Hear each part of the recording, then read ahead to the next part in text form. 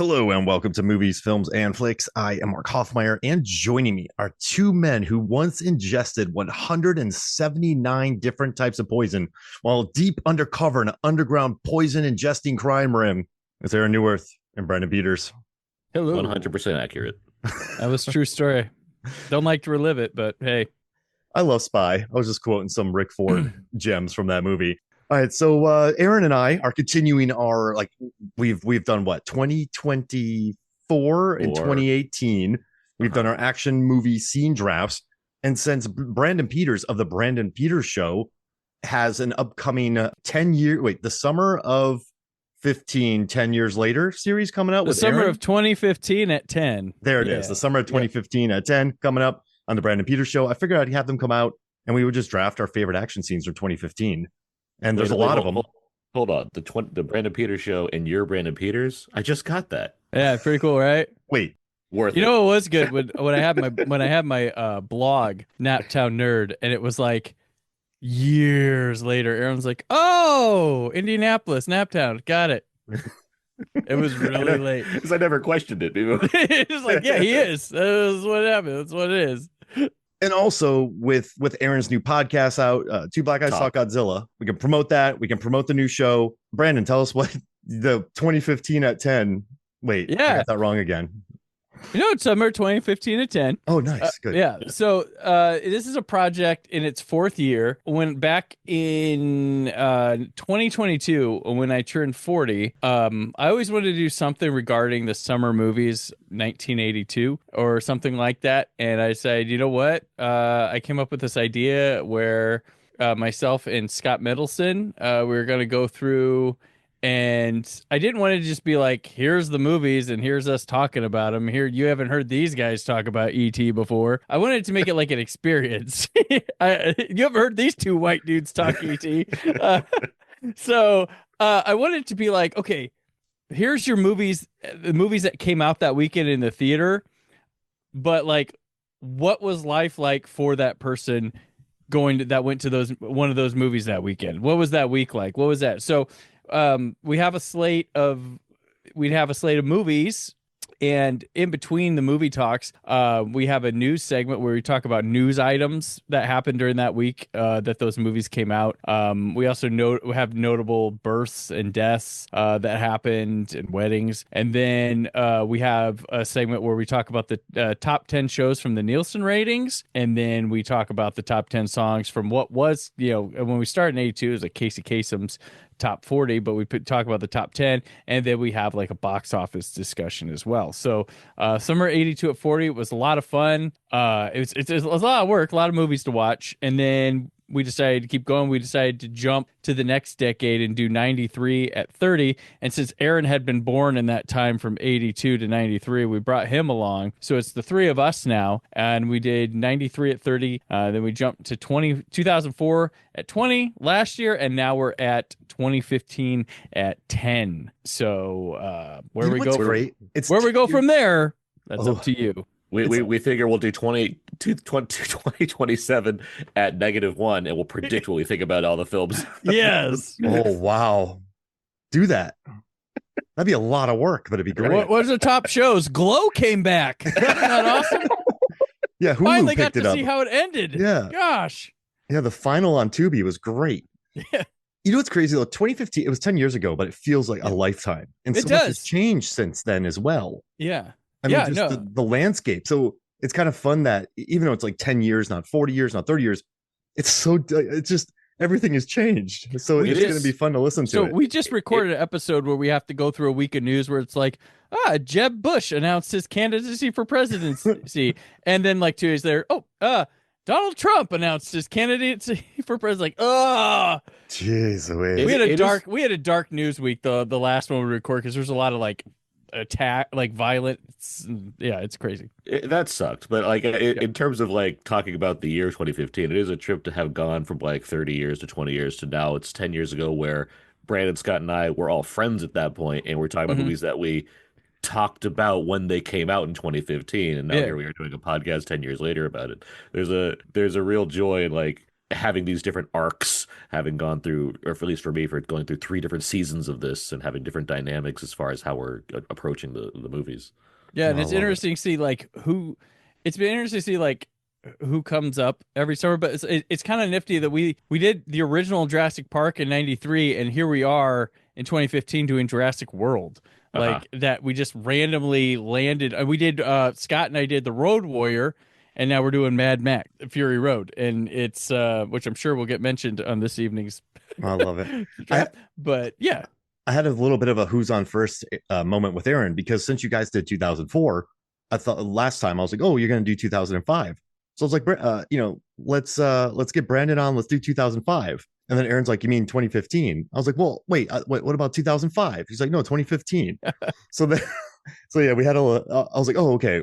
You're not doing every year. You're going 10 years ahead. So I and thought that was kind of funny. yeah, spoiler for your listeners. But we decided for the next year's one, we're going to let people choose the year that we of the summer we do. So because there's no news. Exclusive. So we're gonna let people choose, but we do have we want it to be pre 2010.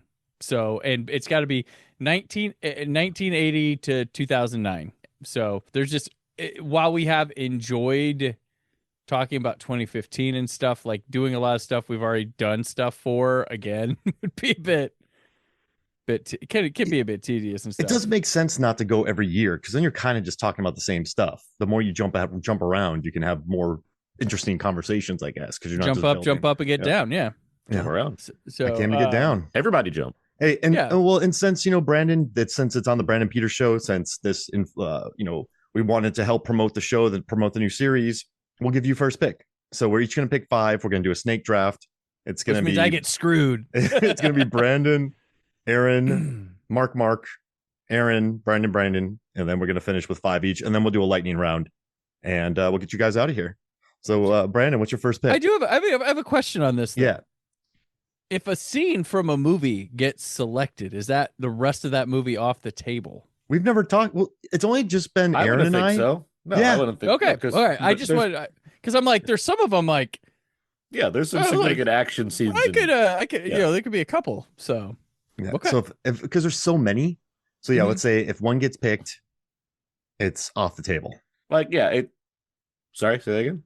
But if like Furious 7 gets picked, a scene from that, you and I, like if Brandon takes Furious 7, Aaron and I cannot pick a scene from Furious 7.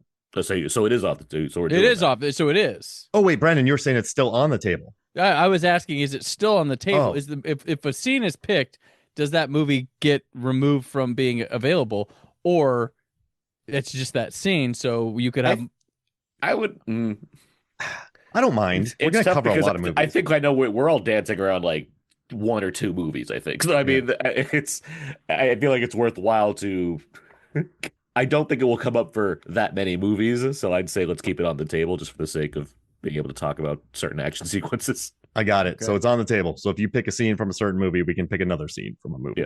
Yeah. Okay. But let's not pick 15 scenes from one movie, which could happen. Sorry, Tomorrowland. Oh man. All right. Okay, so I'm first. Yeah, you're first. And I'm going. I just like, do I pick a heavy, like, well, there's some heavy hitter movies, but there's like, I'm going to just go with my favorite for my first one, just so I have it, possibly. And it's going to be the whole opera sequence from Mission Impossible Rogue Nation. Okay. It's at an opera, but it's like ballet. There's like, it's all very quiet. You have 3 sets of characters you're caring about, you're interested in, each have their own little arc or journey of the action sequence. You get to use some of the Mission Impossible tech. Things go unexpected in terms of like planning, and it just like wraps around neatly all the way off the building to the car, and Ilsa jumping out. But this is just every time I watch Rogue Nation, this is probably the thing I'm most excited for. When I watch it, and this is my favorite Mission Impossible movie as well. I think it's just the best one, but as well as mine.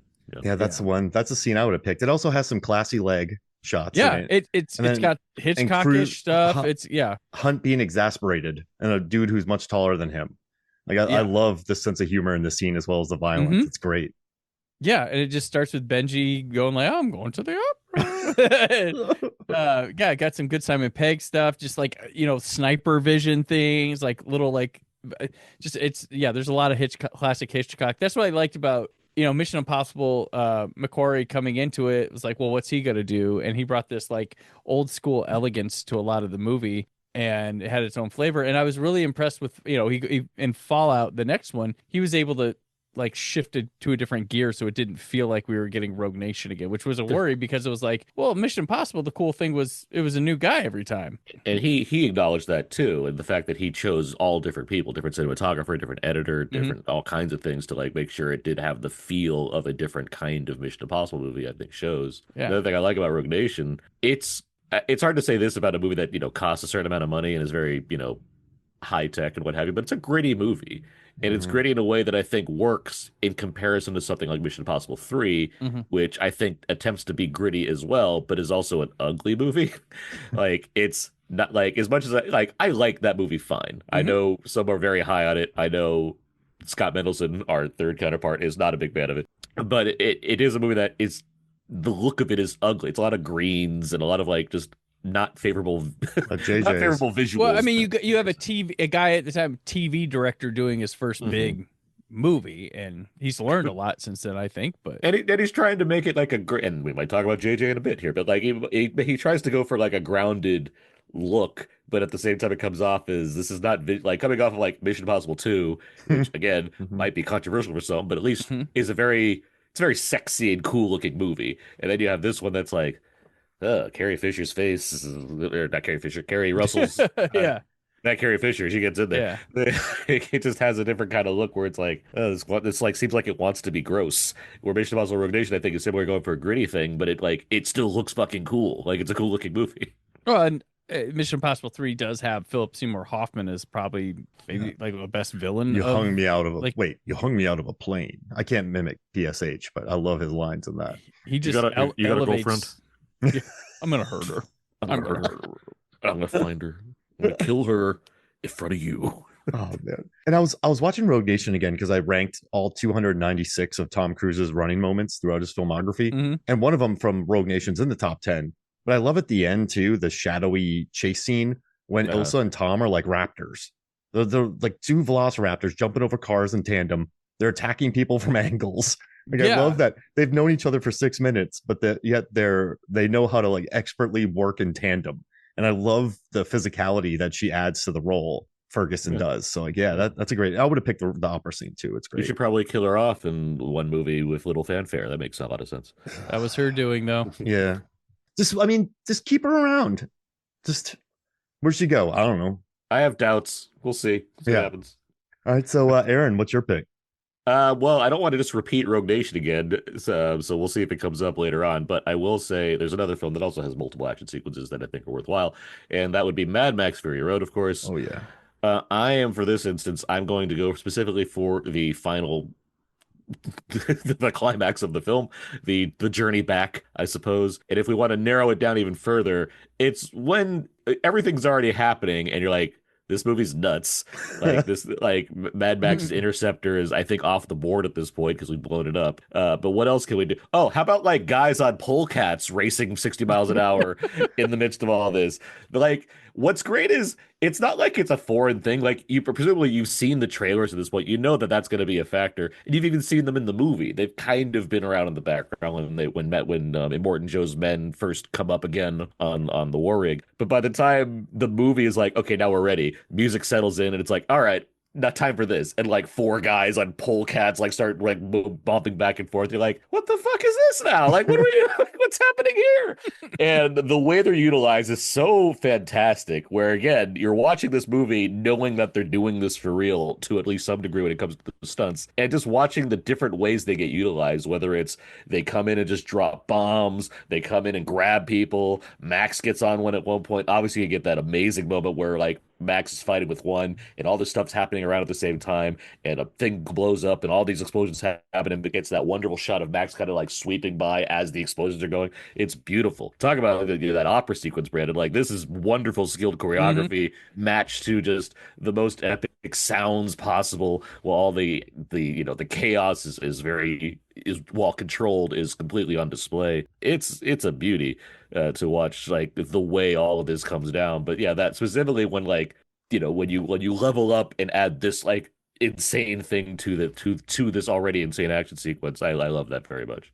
Oh, there's so many scenes. I like when they start rolling with the ladies, like just on their motorcycles, and they just start kicking ass. They're such welcome. Like you add characters 3/4 of the way through the movie, and they're all great, and they don't take up any room of the plot. And there's like everyone else still gets great, like time to shine, but they pick up this awesome new crew.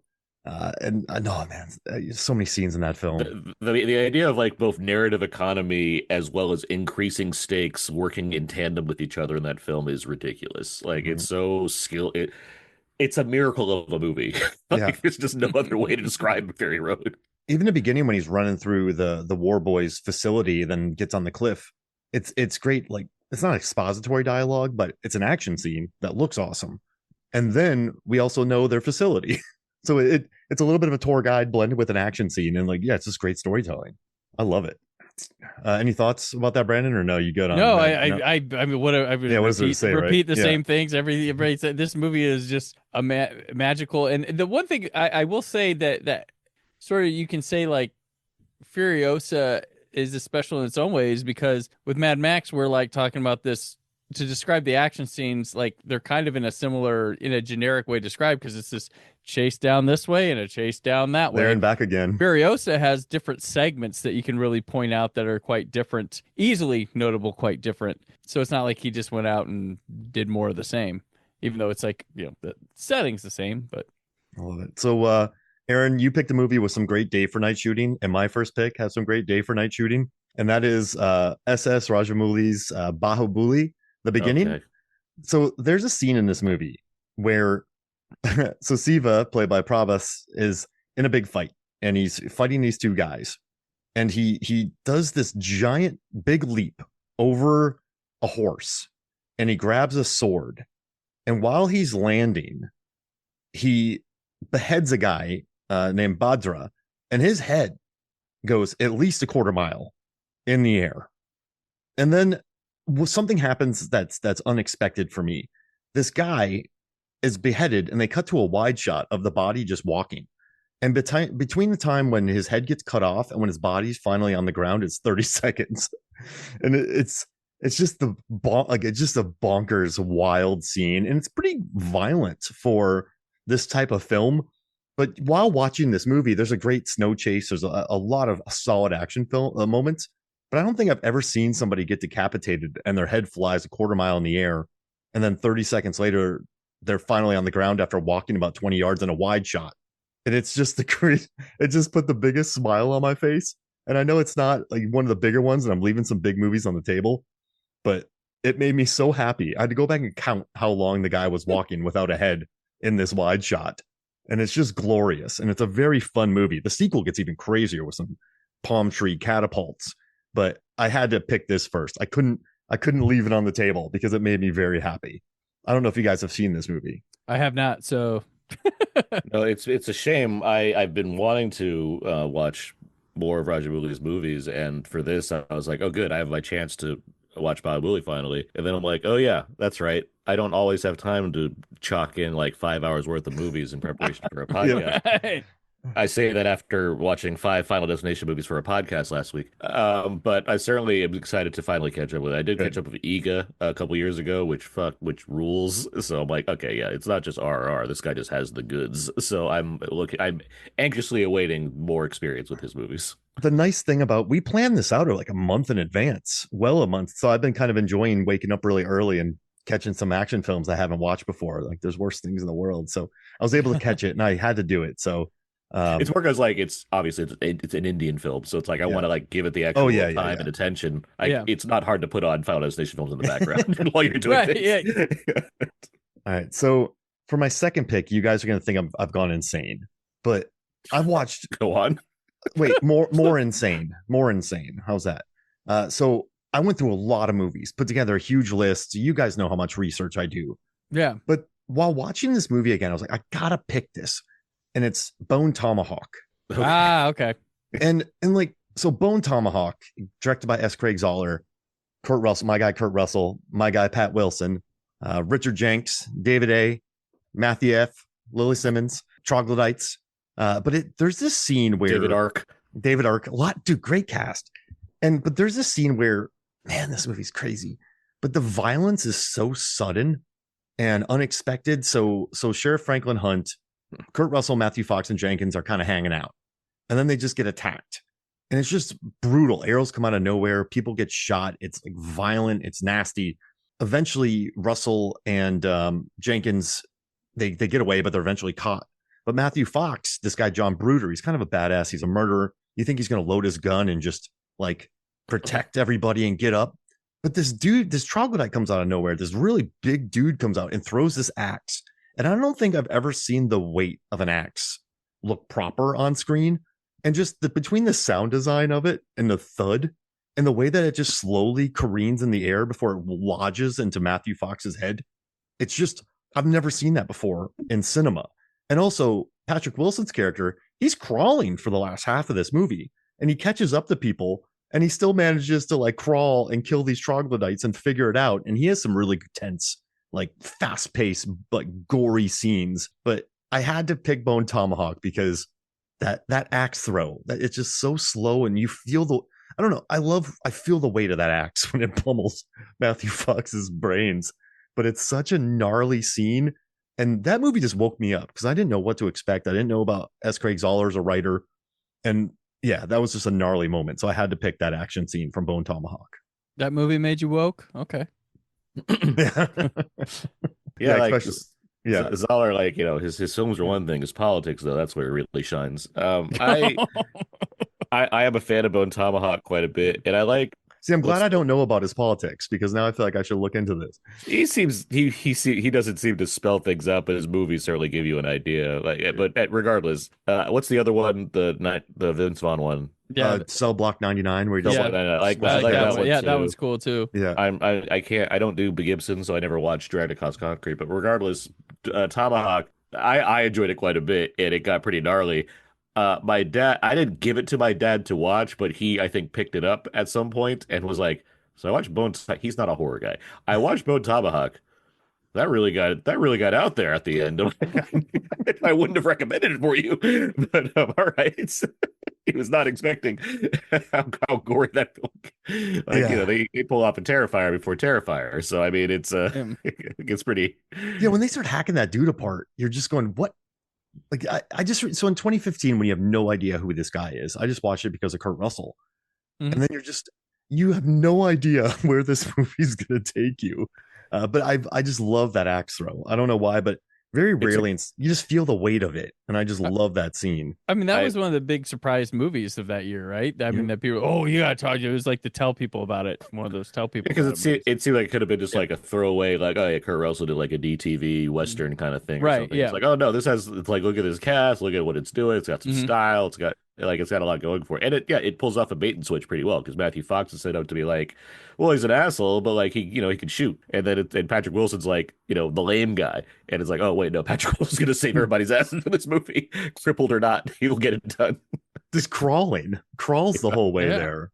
I love it. So I left some huge movies for you guys, but I just want to get these two off the way to steal the Bone Tomahawk off the board for us. You know, no one votes on this, so it's kind of like I want to pick the ones I want to talk about. So that's fair. Now I got ones I want to talk about. Right. Aaron, you're up. I mean, I am still going to go for heavy hitters because I want to win. So note that doesn't happen. So next I have Furious 7, the highway chase. Oh yeah. The mountain highway chase, of course, which opens, of course, with cars being jutted out of airplanes to parachute down to land appropriately, and concludes with Paul Walker's Brian racing across the empty shell of a trailer to jump at just as Michelle Rodriguez picks him up through the back of her car. It rules. Like this whole Furious 7, that like there's plenty more to talk about with Furious 7, but like this whole sequence, I think, is such a great sustained action sequence that plays with reality in the right ways. Like obviously the Fast Saga has always kind of had fun with its own version of physics, but I do like that in general, especially in the first, let's say 7, are grounded to some degree. Like they exist in a way that's just enough that you can say plausible, and not like completely shrug your shoulders at it. So like this sequence, as It's the silly Paul as this, Walker effect, right? Like I think he helped Mhm. keep the movies grounded. there's certainly because it's rooted in like that friendship and like that kind of element, like it still seems like it's earthbound in what it's Mm-hmm. doing, right? I get Mhm. what you're saying. Like once Paul Walker's gone, the movies get a little more fanciful. And Even though I'd still, dramatic. yeah, even though I'd still argue they're pretty by comparison. They're still that and Mission are weirdly the two most grounded action series that we have, and John Wick, I guess. Like, but and even that's like that's a secret society. Like this is like regardless, this whole sequence, yes, I really like it. I think it's both like the action's great in it, obviously, but between the physical car stunts and the actual like Paul Walker gets to do a lot of fisticuffs Tony Jaa. with his only equal in fighting Tony Jaa. And That but door when it slides down the stairs that would have been my pick if no one got it. Like I love the fight, but too slow. Like I love that callback. That's probably my it's favorite fight in the film. it works out. But on top of all that, it's funny. Like it knows that it's Mhm. like, yeah, we don't have to treat this seriously. Like it's fun to watch like the different degrees of how they're trying to pull off what is essentially a heist. They're trying to steal a woman out of a truck essentially. But like there's so many different stages and there's so much like this is prime good use of Tyrese because I love Tyrese in these movies, but this is Yeah. like the best way to utilize him in this series. He's great here. And then yes, obviously mix that with Dom and Letty who are more serious about what's taking place. But it all comes together really well in a summer that's now this is April. This comes out before Fury Road. But like knowing that that's coming and like at that point I'd seen like footage where I'm like this movie's gonna be incredible. Furious 7 though I'm like I'm still excited for my Furious movies. I've been with these from the start, never gave up. So like watching James Wan come in and just do the job and do it very well. It's great stuff. And then this whole Well, sequence I think really works. he's doing his own job, but it's a nice like he's got this way of like this isn't what you saw before, but it's also not going to feel drastically different than Justin Lin's stuff too. Because there's a moment right in the opening when Statham confronts The Rock and like one of them I can't remember one of them gets slammed into a coffee table and he does the little wand thing of having like the focus Yeah. on the guy and yeah and I was like and right there it's like okay there's gonna be some cool new stuff in this movie and it doesn't disappoint Cars and don't fly, Dom. after Lin I mean Wan's one and done is probably the second best director in the series Yeah. yeah easily and this one just I mean we might have had more of him but this fairly enough movie was a quite an emotional and physical toll on him.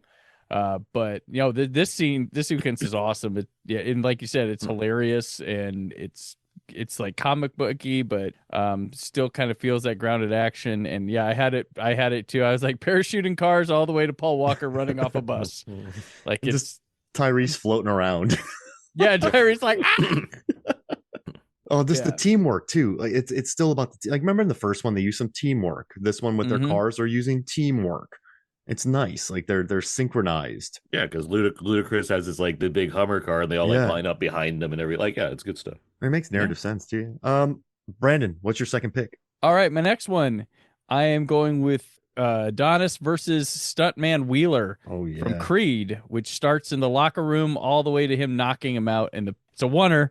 Yeah, that was my Creed pick. Yeah, all the way through because that fight let you know that these are going to be special films. Like it, and like everyone has not disappointed. It's not just like, hey, we're cool. We're gonna film coverage of a boxing match either like a sports broadcast would or just like movie cool. We're doing some like nifty stuff all the way through Creed 3 when he fights Diamond Dame at Dodger Stadium. Like this is just like they take they're like how are we going to like push the bar or at least with one fight in each film how are we going to put a memorable one in terms of like filmmaking to the test here. And this thing just I remember in the theater I didn't even realize he knocked him out. I'm like I think we just followed him from the locker room to knocking that guy out. Like I was just so into it, and yeah, it's two rounds. impressive. Like that's the great thing. Like it's not just like one round he knocks him out easily. Yeah. It's like no, it's a whole you get a whole round in before you get the second fight. So Yeah. it's great. It's super impressive. And this movie is just super like I don't know what it is with the Rocky series, but like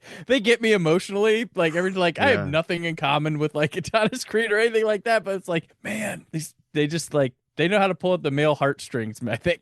When I heard the story of Creed, I went, "That's good." Like Yeah. when I who's starring in it, I went, "Oh, smart." Like I remember just being, "That's a great idea," and I didn't even know it was a oneer until I was researching the movie later on. I didn't even know, and then I learned that the stuntman had to take boxing lessons to get the footwork with the boxers correct. Like it's incredibly a lot of work went into it, but it's so good that you don't even notice it, which I think is good. Yeah, it's not gimmicky, or it doesn't feel gimmicky at all. It's in the best interest of the characters, the movie, the audience. Like it works so well, and it's not a distraction at all. Like you just don't realize it till it's over that happened. It's In terms of getting invested in it the way you do with Rocky movies, like I don't know if there's some kind of study to do on this, Mark, as far as like, the math and whatnot, but like boxing movies do feel like the best sport to do for movies. It just like between the different kinds of characters you can have in it, the way you get invested in the actual sport itself because of like what's at stake and whatnot. It just feels like it's an inherently cinematic sport. One-on-one.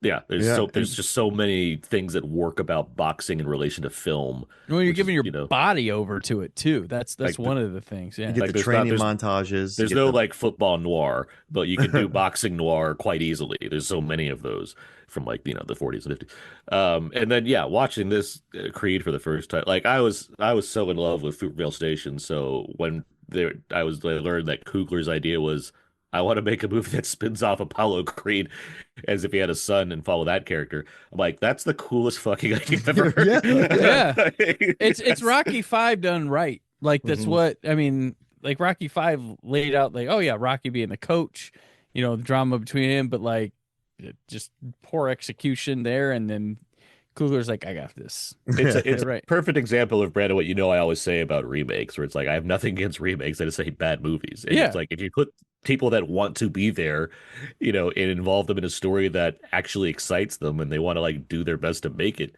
then like I'm all for that. And here you have like one of the best results possible when it comes to a legacy sequel or remake or reboot, what have you. Because it feels entirely rooted in wanting to make this experience and make it work. And yes, does it repeat beats of Rocky? Sure, it's a boxing movie. There's only so many real stories you can kind of do with that. But like it still works on its own accord because I care about Donnie and Sly and Thompson, like all the characters involved here. And the way it's filmed is such a great extension of what I'm already like seeing from Fruitvale, a film that's not like this whatsoever. But in terms of Coogler just showing off talent, it's just paying off in spades, which I'm seeing. Not like Sinners comes out today as we're recording this, and it's wonderful. It's just great seeing his evolution as a director, just seeing all the promise being filled from this, this one little movie to now where he is now.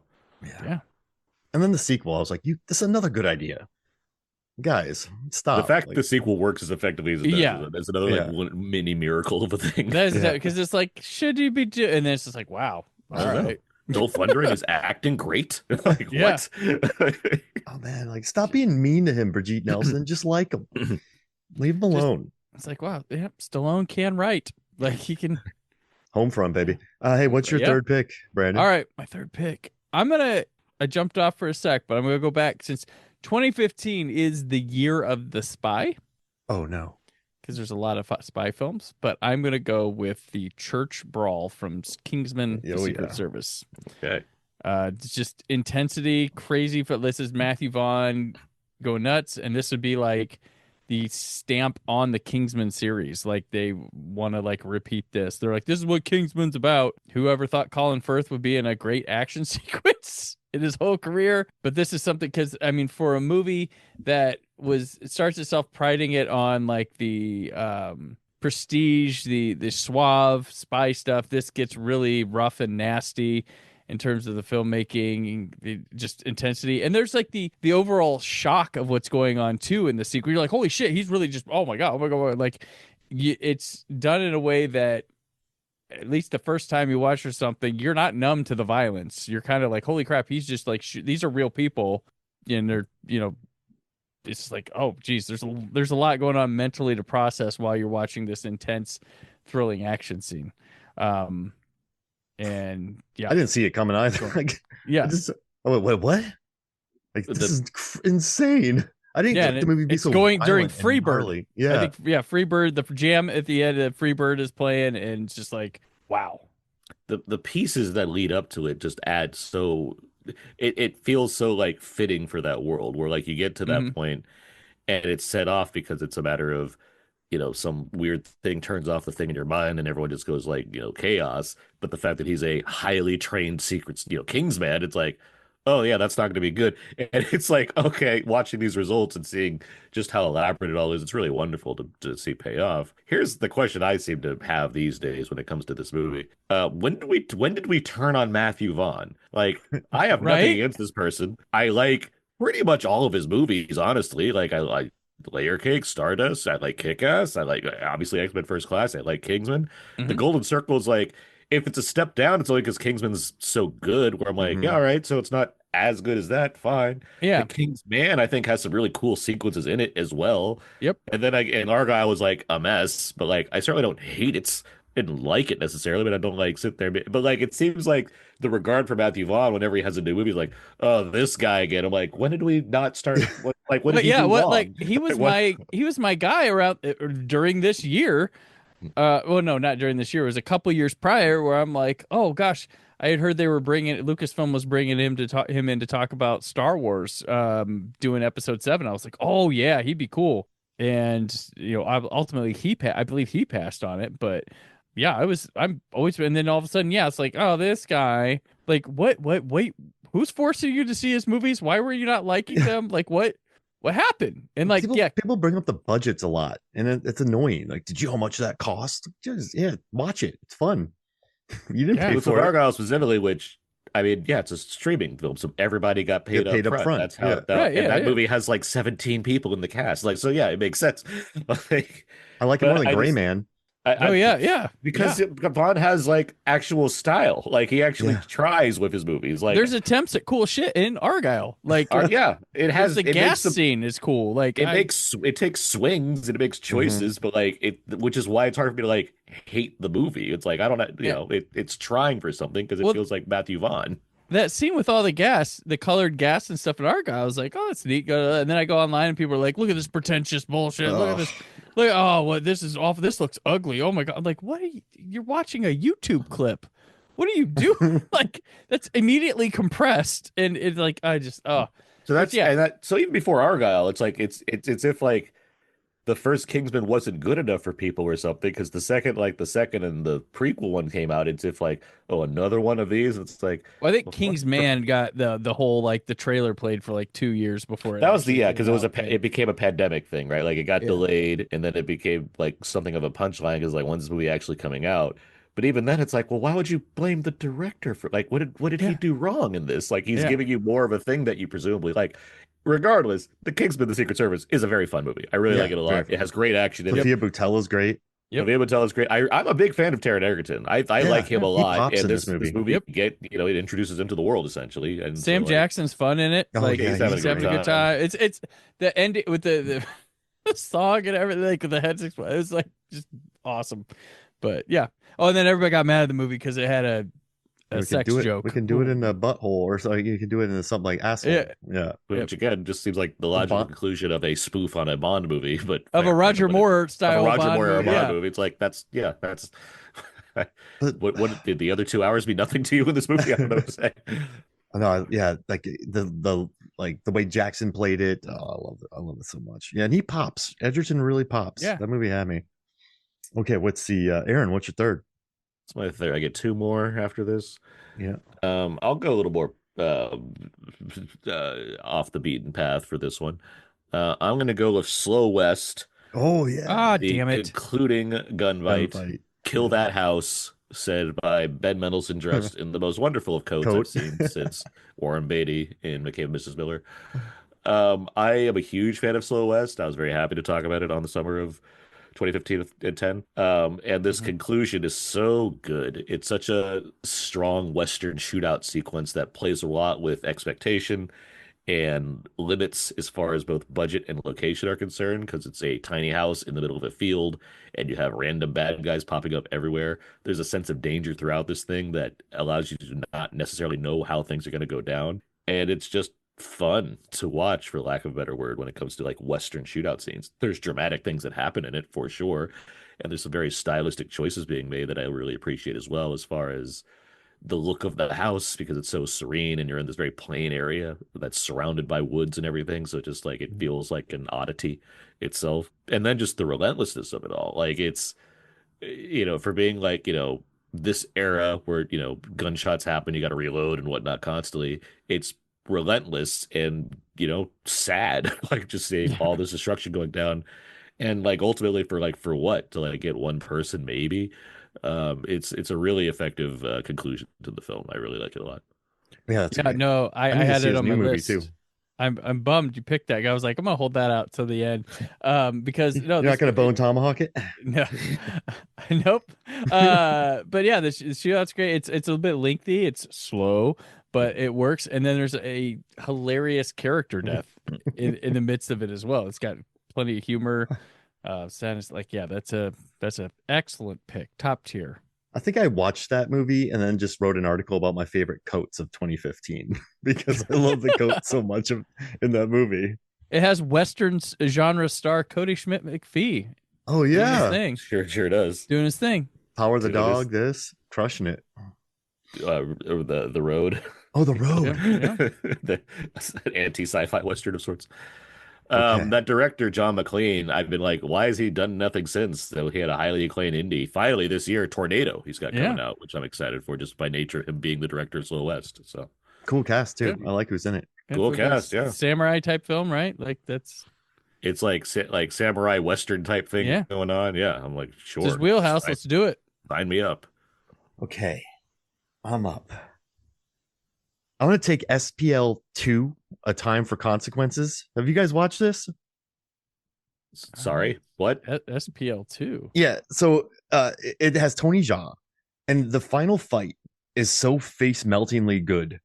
It's one of the best fight. I would say it's one of the best final fights I've watched in a long time. And it's Tony Jaa. Okay. He's in it, and then it's Wu Jing. Wu Jing, yeah. Sammo Hung, Oh wow.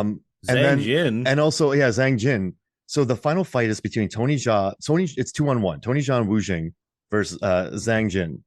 And there's this scene where Tony Jaa goes to unleash his elbows and knees and Muay Thai stuff. And what's crazy is like or Zhang Jin is playing this guy called Ko. He blocks every single one of them in like the most beautiful way. So when Tony throws his elbow down, he just moves out of the way. When he goes to knee him, he puts his foot out and like catches his foot so his knee can't reach. It's like one take of just gorgeous Muay Thai blockage. And he just beats the tar out of them. And you know what I like too? It's not like Hobbs and Shaw where they're like two burly men are like, hey, it works better if we fight together. Like these guys work together from the beginning. And then it gets really nasty and it ends in one of the craziest ways. I was watching, like, I never could have guessed that. I never, I think I was like, did that just happen? But just, I know Tony Jaa he's back and starring in Striking Rescue, but he had a good run. He went out to China and made some really cool movies, which there's a couple more I need to watch. But this final fight, it's in a really clean apartment. It's like a lot of white. There's a fountain in it.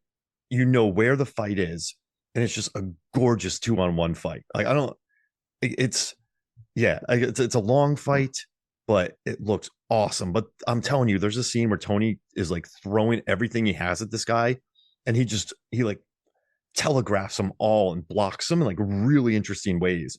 And it's one of the most like interesting, well-built final fights I've seen in a long time. So yeah. I never saw they in America they call it Kill Zone 2. Kill Zone 2. I remember this poster. So no, I'm putting this on the list for sure. Yeah, I'm definitely checking this out. Oh man, it rules. Okay. And apparently it's a sequel. It's a sequel in name only to SPL. So sorry, Donnie Yen. I'm just gonna jump into the sequel first. Okay. All right. So I have so many on my list. I'm just gonna go with another movie I watched for the first time. That was awesome. It's the 5th highest grossing film in South Korean history, and it's called Veteran.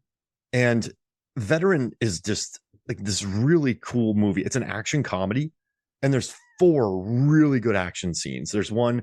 So the one I'm going to pick, there's like storage containers, and you need an action scene with storage containers because like Black Cat has one, and you need a storage container fight. But then there's a really good close quarter apartment fight.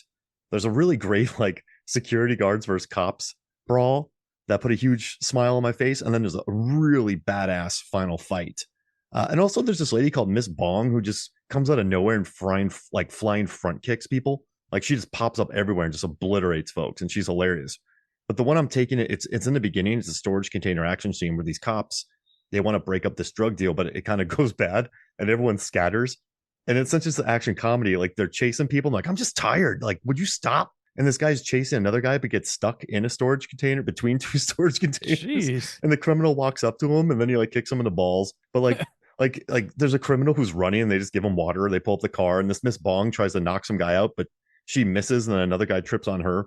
And it's all very comedic, but it's very funny. And all four action scenes of this movie play really well, and they're very well structured and interesting. But while watching this one, I didn't quite understand. Like I was rolling with it, but when this scene happened, I mean, not many people die. It's not the bloodiest shootout ever. It's not like Black Hat, but it's staged so well and it's so funny that like. And as you watch the movie, the characters become more endearing. That I had to add it. Like this movie made me really happy because I knew nothing about it. And just sitting down and watching it, it was a great watch. And I kind of understand why it's the fifth highest grossing film in South Korean history. But yeah, it's called Veteran, just Veteran. And the sequel came out last year that I need to watch. So the executioner. Yeah. So, but I don't know. I had to get a storage container fight in here, but there's some really funny moments, and just he gets stuck between these two little things, and then he's just like the guy pull. It's very funny, and it's well made, and you can follow it, and you like the characters. So yeah, amateur. And Michael Mann wants to remake it. A news like 2023, and last year he still plans on remaking it. So I got two storage container and Michael Mann references in one pick. How does this compare to the Roundup movies? Oh, it's completely different. Because these guys, this is much funnier. Like there's a scene where they're fighting these security guards, and two security guards pick up a cop and they just walk away with him when he's yelling. There's a lot of funny comedic beats. The end is actually Don Lee pops up at the end, like skinny Don Lee pops up, and just as like a bystander, and big guy with sportswear cameo. It says, yeah, yes, exactly, Yeah. But no, it's not nearly as violent. The final fight's pretty great. But yeah, it's worth watching. I really enjoyed it. So yeah, those are my two picks. Cool. God. They're a little off the wall, but I don't know. I had a great time Stole them from them. Aaron. You stole them from Aaron. I think I picked Right five that no one would have picked. pick. The four I've picked so far, nobody would have picked. So we're in good. I'm setting you guys up. You could have held off a long time. Yeah. But they're both worth watching. The only one I've seen of the ones you picked is Bone Tomahawk. So yeah, man, Curdy Russ, he like drugs those guys, and then Patrick Wilson crawls in. Oh, sorry, I love that movie. All right, Aaron, what's your fourth pick? All right, so I've had two car-based action sequences and a shootout Western style. So let me see if I can mix it up here a little bit. What should I go with? Some cool ones. He's going for Tomorrowland already. It's on the list. I have one in my. I was like, you know what? That was pretty good. But what can I go for? It is Brad Bird action sequences. Yeah, I know. Yeah, he's not bad at this. Well, where was it? I was just looking at something, and I was like, well, I should choose that, and now I lost it. Where'd it go? 1 second. And all the movies I mentioned are Baahubali is on Netflix, SPL 2 is on Tubi, and Veterans on Tubi as well. Yeah, the Tony Jaa one, that's like everywhere. I found that it's like on Peacock, on everywhere, on Hoopla, on Prime. So I'm looking forward to checking that out. I'm gonna go big, and I'm gonna go with Star Wars: The Force Awakens. Little known movie. Okay. The Millennium Falcon chase. From Jakku like suddenly getting bombed by TIE fighters to having Rey and Finn like running to that piece of junk that's out there, and you're like, and it's funny because like the film's done a good enough job where you're like invested in watching those two characters being like, oh, I like this banter, and you're like, oh no, TIE fighters. Now, by any stretch, having seen all the trailers and everything, you should be like, okay, so now we're gonna get to this Millennium Falcon thing. But for some reason, you're still not like, that's obviously where this is going. But then you're running across the sand, and they're like, oh, let's go find this piece of junk or whatever. And then of course, they pan eventually to the Falcon. You're like, oh, fuck yeah, we're gonna get on the Millennium Falcon right now. And it's such a cool, like, it's a simple reveal, but it's a fun one. And then you get this wonderful thing where you have two people that, are not used to flying this thing. Ray, like dreams of flying something like this, but certainly isn't like a pro at it. And you watch them both figure out how to do the thing, right? So you're like Hmm. invested in seeing them survive, obviously, and they're surviving using this artifact of pop culture that's wonderful to watch. And it's really cool because it's, hey, if we're gonna use special effects that aren't just like really cool miniatures being blasted against various back screens and what have you to like create thrilling stuff that we get out of like Return of the Jedi, we better be doing something else that's also special. And to his credit, in the good J.J. Abrams Star Wars movie, he's able to use special effects to watch us see the Millennium Falcon in action in a way that's very 2015, very modern, right? Mhm. So it's like it's not just a matter of seeing it zoom by and do cool You're moves. seeing it just slightly over land rather than just in space. Yes, and you're seeing it in a 3D world where it can do maneuvers that aren't just turning to the left. Like it Inside actually a does Star Destroyer, right? spins. It's going through an empty star, like a Yeah, crashed that's Star cool. Destroyer. Yeah. So like you still have like the narrowness and whatnot that fuels certain scenes like the Death Star trench run or Lando going through the Death Star 2.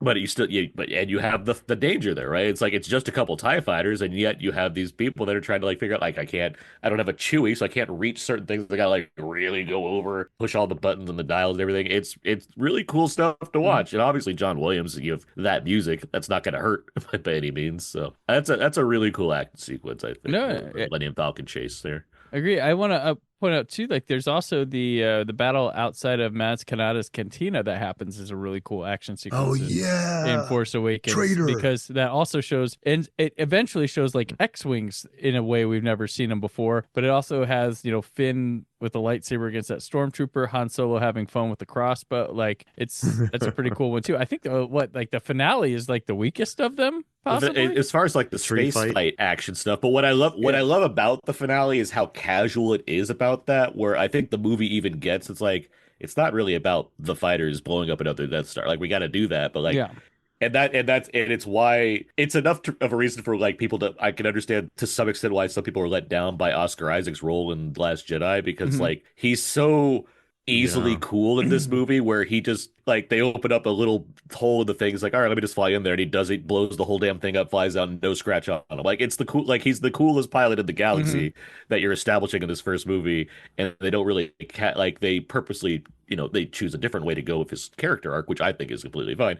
But in terms of people that just want to see more of that, and you deny them more of the coolest pilot in the galaxy in the preceding film, it's like I can understand why you would have a somewhat gripe with that. There's other people that have more issues that I can't connect with. But regardless, yes, like the fighter stuff in Force Awakens, it varies, but yeah, that first one is really really cool. I love it. For sure. Oh, Brandon, you get to close your picks out here. All right. My first pick is going to be we're gonna go YA for this. Hunger Games: Mockingjay Dash Part 2. Where they escape the sewers. The sewer. Yeah. Like the monster chase and all that. Unexpected good stuff. Yeah, all of a sudden there's Yes. monsters in the Hunger Games. We lose Fennec in this scene. Big like, kills in this scene. That lady gets Yeah. killed. People get yeah, murdered It hard. is intense. It's a ramped up chase. There's fire. And then you go through. There's like a little bit of like shooting through those little column area, like as you're getting out. Yeah. And then there's this like cat thing they run into like right there. Like what is Yeah. what is this world now that we thought was just people? So The mutts. it's crazy. But yeah, I am definitely a Hunger Games series fan of I this am as well. series. I very much You all like can this whole keep your series. Twilights and your Divergents. I have the Hunger Games, but like I've never. It was funny because everybody loved Hunger Games and then turned on it for some reason. This movie's it's a fun big chase because the first movie got a lot of the drama stuff out of the way. But definitely this sequence was just something unexpectedly awesome out of this series. Which the series has had some cool stuff, but it's never had quite action sequence like this because up to in the first two you're basically it's the games. Those are the action sequences. And then the third one is, it's a reconnaissance mission, like, all this stuff. and a lot of like behind this, backroom talk, politics stuff. Yeah. And then this one, here's our mission, and then you get into this stuff, and it is just wicked, and there's a whole lot of Becomes the descent. uncertainty. Yeah, it's intensity I never expected to experience, and I think I watched these again. Like I watched them when they came out and stuff, and then it was a long time, and then I think they came out in 4K or something. And I went through this one. I had forgotten that this stuff happened for some reason. I was like, oh yeah, there's this stuff. It surprised me again. But yeah, so I definitely like this one. That lady's looking back and forth with her flashlight, and then she turns around, just gets pummeled. Mm-hmm. And then Katniss is letting loose those fire missiles, like those, I don't know, grenade arrows. Yeah. Oh, it's awesome. Yeah. Yeah. And then we finally get we're a couple. We're happy. She's gonna have a baby. I'm dead with Fennec. But it's cool stuff. Cool stuff. Oh yeah. And then he gets it. It's a brutal kill. No, I love it. And what's your last one? I think since Aaron took Slow West, which was going to be my last one, I'm going to just keep my theme and kind of bring it back to a whole lot of different things. Since I called it the Year of the Spy, I'm going to go with the opening sequence to Spectre for my final pick. Day of the Dead, where it starts with Daniel Craig in mask walking up to his hotel room, going out just smoothly, and then it winds up another oneer, just like Creed. So I'm like keeping my thematics going. Is Kingsman a oneer? It's not, but there's a lot of extended cool takes in it. It's definitely done with some post production a little bit, but yeah, this is a cool sequence. There's a helicopter. There's a weird, like when I first watched Spectre, like I felt like every action scene, I felt a distance from it. Like, I don't know, watching it, there seemed to be some sort of like this, but like that kind of went away when I've seen it more times. But yeah, it's got that helicopter fight is really cool, leading right in. And Spectre does have some cool action sequences. And I think Aaron and I both have we've come on this agreement that Spectre's an awesome Bond movie until like he leaves Blofeld's lair. Like, yeah, till that escape, it's a really good Bond movie. And then like after that, it's like, well, okay. The arrows in the facility. The weird crater facility that is easy to escape and blow up. And it's enough where it feels like, am I in a dream sequence? Like that's how it feels. It feels so disconnected from like any kind of reality. And then I'm not big on the last 40 minutes of that movie. Well, yeah, escape just to trap again. Like we could have done all this at the crater base. But there's also the train fight with Batista. That's cool. Yeah, that's fun. I wish that, like you mentioned, the distance aspect, that I agree with you, because that whole like giant plane in the snow sequence, I'm like, I should be liking this more, and I'm just not there yet and so the same with the car chase. There's like a something that just makes me sense that I'm just like not involved, even though what's going on is pretty awesome. It's really weird how that comes across. Like, is Sam Mendes so good at conveying the fact that he feels less connected to this movie by comparison to Skyfall that he's made me feel that through like empathetic means? This one, I don't know, but the opening sequence, I think it works. The opening's rock. It set me up. Observer, you're like, holy crap, this is really cool, because you get not. Like, I always love like Hitman stuff where it's like he's over there and you're watching this far room, and then like I don't know, like, and there's a missed shot or something, like always those things they have in that kind of Hitman sequences which Bond serves. Like, spies and Hitmen are like the coolest people, and I always am intrigued by spy fantasy or like a Hitman movie, like La Samurai, or just like the one that Fincher just did. The killer, like anything, in that the Hitman genre, always intrigued by it, always look, because it's like the day the cool guy made a mistake or something like that. It's always tends to be. But yeah, this opening sequence has some of that element as well as Bond stuff, and just walking the streets to taking control of a helicopter and escaping. I do love that shot later in the movie when Lea Seydoux and Daniel Craig get dropped off and they're just waiting for a train or a car, and they just look amazing. And it just like the entire shot is framed to just make them look incredible. Like that was like, yeah, well, you guys succeeded. They look great. But I always remember that shot. Like, that's a great shot. That seems like he was more interested in that, I guess, than some of the other things. But no, I love it. All right, so we got your 5. Aaron, what's your last? I'm really glad we're gonna do a lightning round because I have like Yeah, a shit me ton of too. stuff Yeah, left, and I want to keep varying this up because I've had the car-based stuff. I got a sci-fi fight sequence. I got a Western shootout. So I need something hand to hand. And so what I'm gonna go, and there's some cool options I have left here, but what I'm gonna go with, just because I want this movie to get more love, is Black Hat. yeah, It's the final bit where are they? Because they're on like it's during some kind of like big ceremony. yeah. Open shooting in the crowd there. Hmm. I was watching that Um, again. Poor Holt McCallany and Viola Davis. and Viola Davis, yeah, that's a cool sequence too. Like, there's a couple cool. I mean, Yeah, it's Michael Mann. Like, I'm not expecting not the to get some storage cool container sequences. shootout's great too. But okay, I believe they're in Jakarta. Are they in Jakarta? Okay. Regardless, it's a whole big thing where it's very crowded, right? And Chris Hemsworth as the world's most unattractive hacker, he's going to like So nerdy. he's gonna meet up with like the main bad guy, right? The Black Hat. Throughout the movie, we've seen him prepare in certain ways, just like, keeping his body in shape or whatnot, but he's also does like the whole tactical scarf thing, which has been like amusing. We're like, when's that gonna come in handy? And then finally, during this whole fight, which involves like knives and hand-to-hand stuff and like other bad guys, the fucking black hat guy like tries to stab him in the neck with the knife. And he's like, "Oh no!" Because he's got the tactical like scarf in the way. He can't get to his neck. He can't stab him. It's perfect. It's like a real good payoff for this. I wish I could describe it more in detail, but it's been a minute since I watched Black Hat. But there's just a real good payoff to the fact that he has like he's like I think he's tied like either phone books or something around his chest so he can like stop from getting like hit, and he has this very specifically placed scarf that also stops people from like getting assassinating him and being quiet essentially.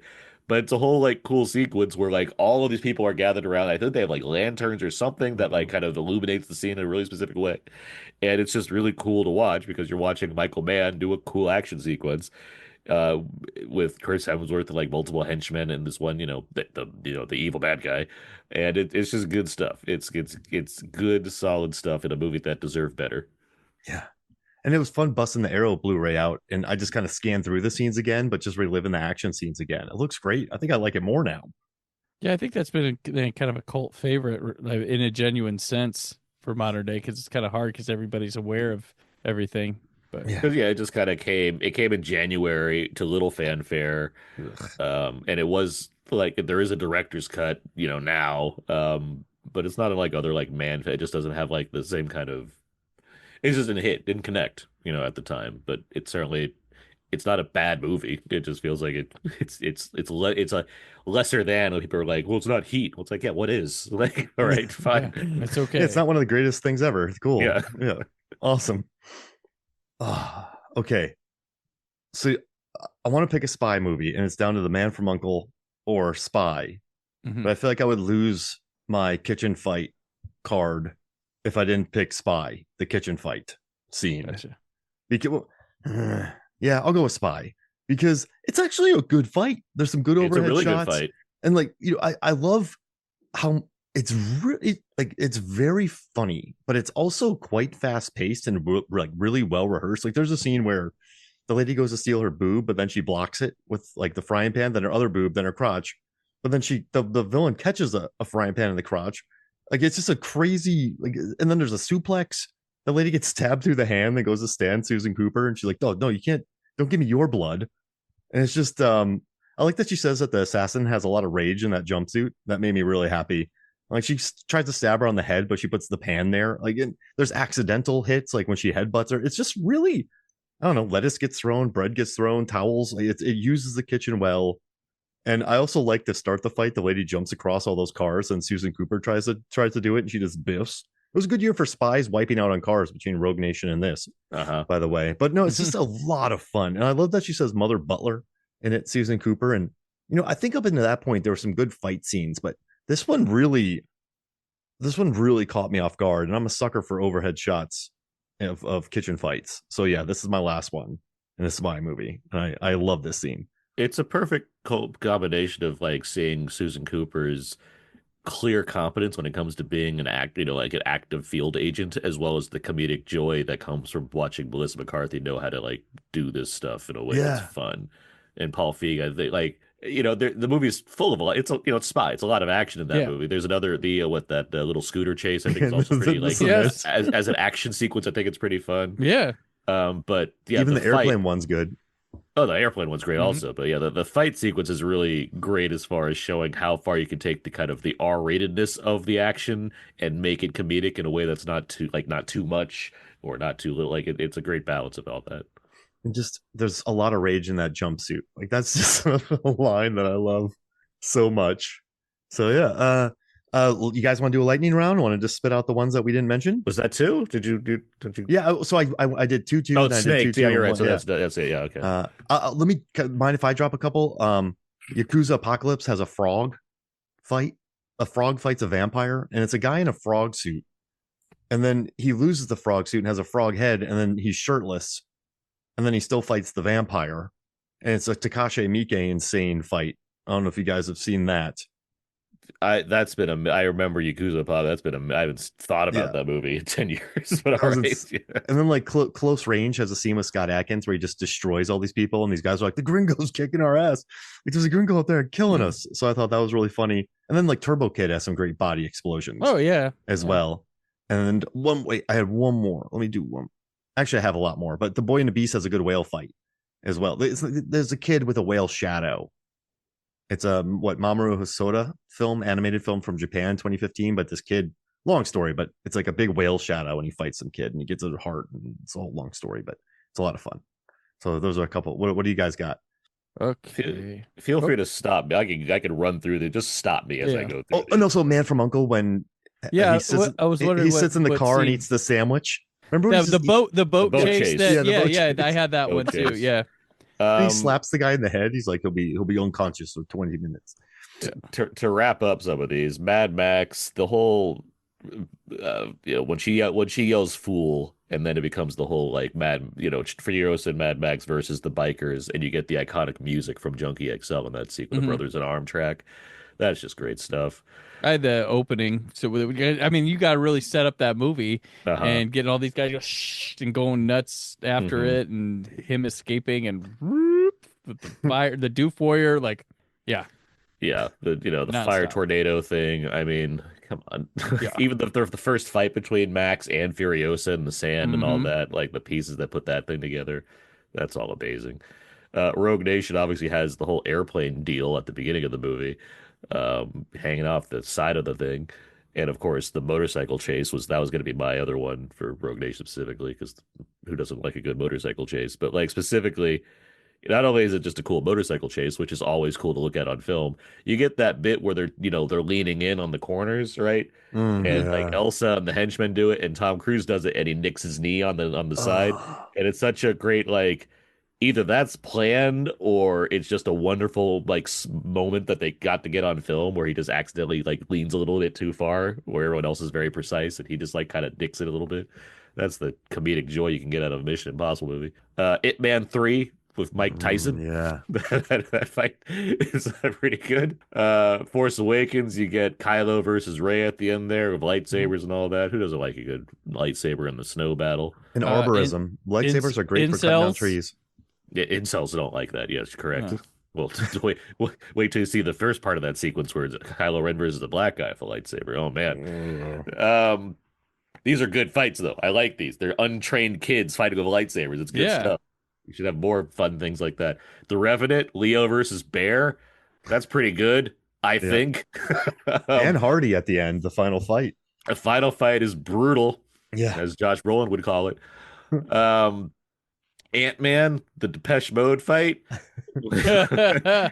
That's good stuff between him and Yellow Jacket. There's the train, like it's like they're going all through the world, and eventually they wind up on the little train set, and it's great. Indominus Rex versus Helicopter in Jurassic World. I think that's pretty solid.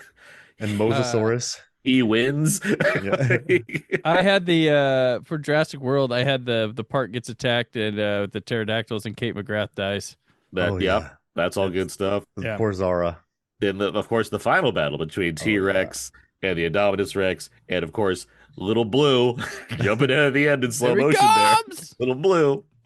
San Andreas has a couple. The one shot with Carlo Gugino like running through a building while it's all like getting destroyed. And then of course the big trailer moment where they're going up the wave on the boat. Yeah.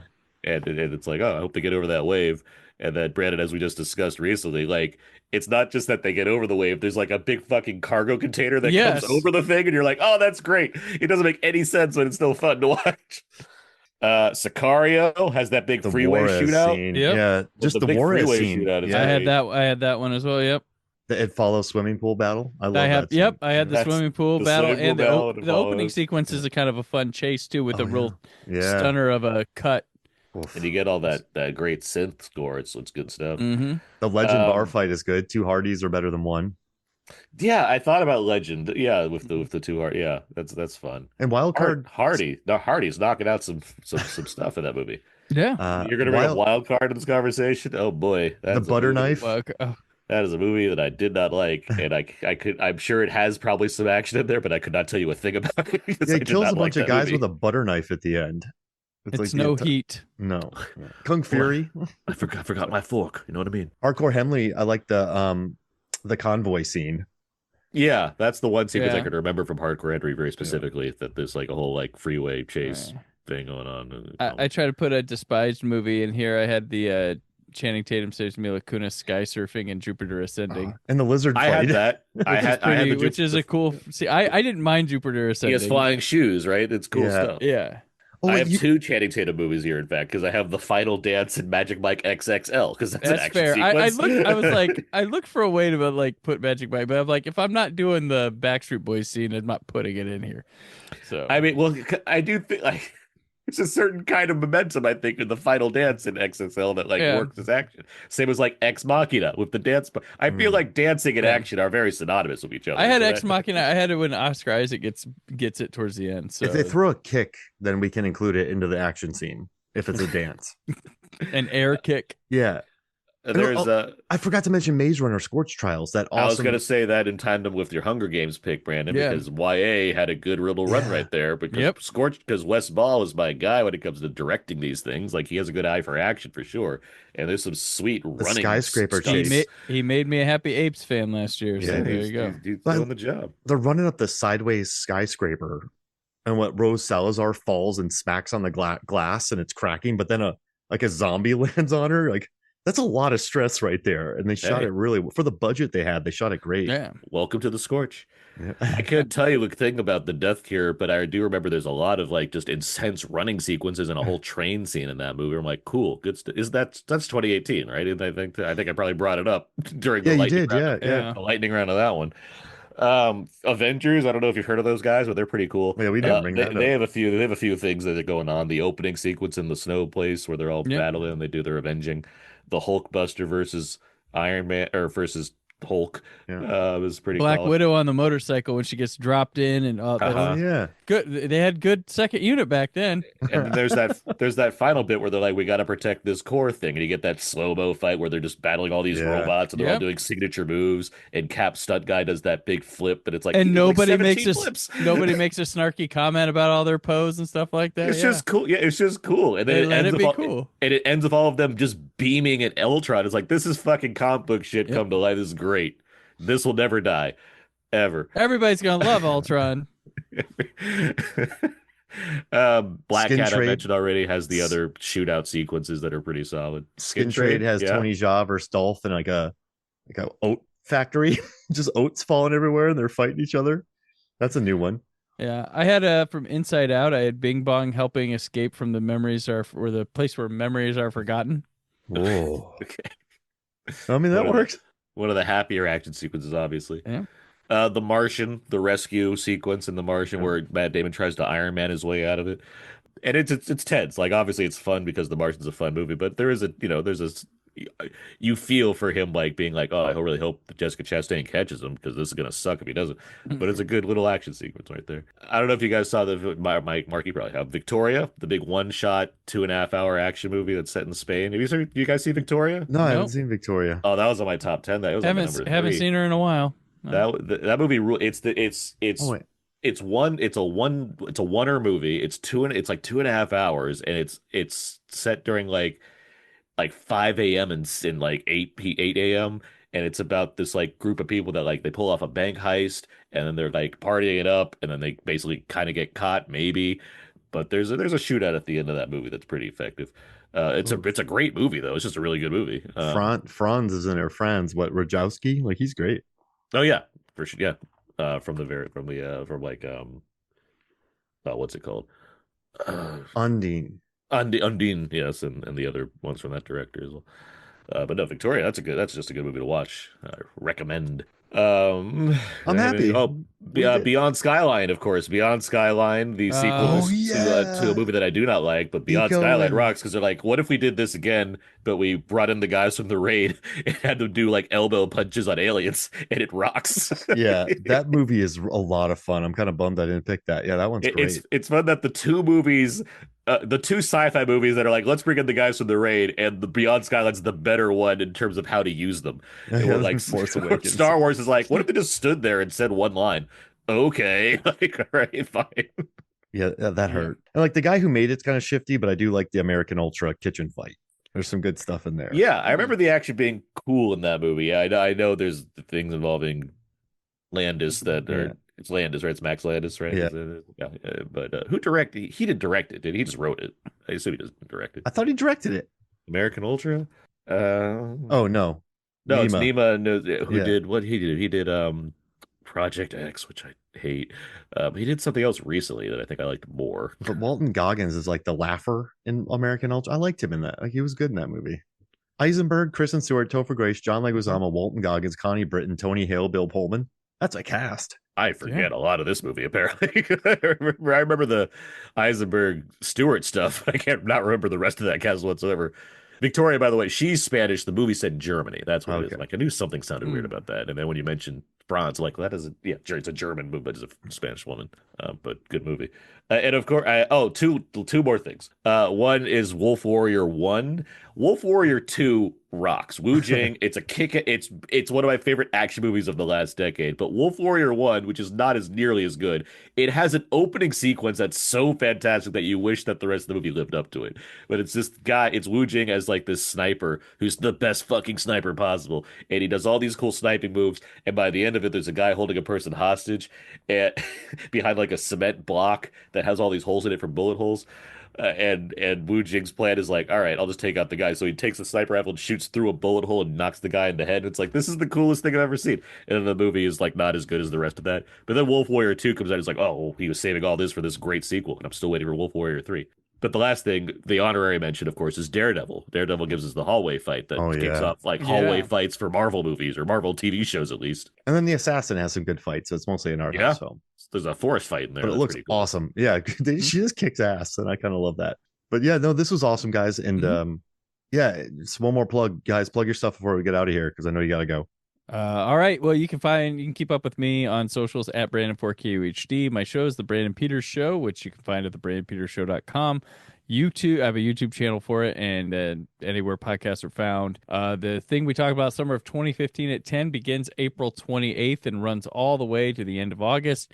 It's a journey. Take it with us. It's a lot of fun, and you can always go back and listen to 82, 93, and 2004. And if you love it and you want more of it, let us know what year you want us to do next. I'm kind of biased toward 89, but yeah, that's and then I'm always with the commentaries on Aaron's show. And PopCon this summer in Indianapolis, Indiana. I host the live podcast stage, and I run the podcast awards for that. It's June 27th through 29th. I also am part of the Creator Summit, which happens 25th and 26th. If you're a creator, filmmaker, YouTuber, podcaster, or author, look into it. It's going to be a cool experience with professionals and stuff where you get to interact with them, other people, and learn a lot about your craft, learn how to improve it. There's that. That's what I got right now. I'll stop there. I host a couple of podcasts. One is called Out Now with Aaron and Abe. My friend Abe and I discuss the weekly movie releases and do a lot of other fun stuff, including, as Brandon mentioned, commentary tracks. The three of us were just on one for Rumble in the Bronx, which will be coming up pretty shortly. I also co-host the podcast Two Black Guys Talk Godzilla. My friend and fellow film critic Terrence Johnson and I talk about the Godzilla films in chronological order. This is a bi-weekly podcast. keep up with that one. A lot of people are doing it. A lot of people are watching Godzilla movies, which makes the world, as I say, a better place. I everything I do can be found at thecodeofzeke.substack.com. That's where all my movie reviews can be found. I write movie reviews for Wheel of Entertainment and Blu-ray and Criterion reviews over at Wise to Blue. And I'm on all the socials at Aaron's PS4. Love it. Well, thank you guys for joining me. This was great. All right. So for me, Mark Hoffmeyer, for Aaron Newworth, Brandon Peters, this is Movies and Flicks. We'll see you next week.